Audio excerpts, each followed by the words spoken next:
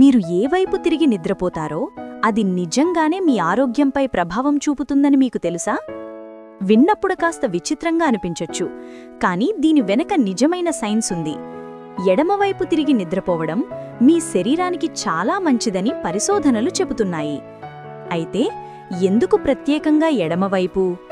మొదటిగా ఇది జీర్ణక్రియకు సహాయపడుతుంది. మన కడుపు ఎలా ఆకారంలో ఉందో దానివల్ల ఎడమవైపు పడుకున్నప్పుడు గ్రావిటీ సహజంగా పనిచేసి ఆహారం జీర్ణ వ్యవస్థలో సాఫ్ట్గా కదిలేలా చేస్తుంది.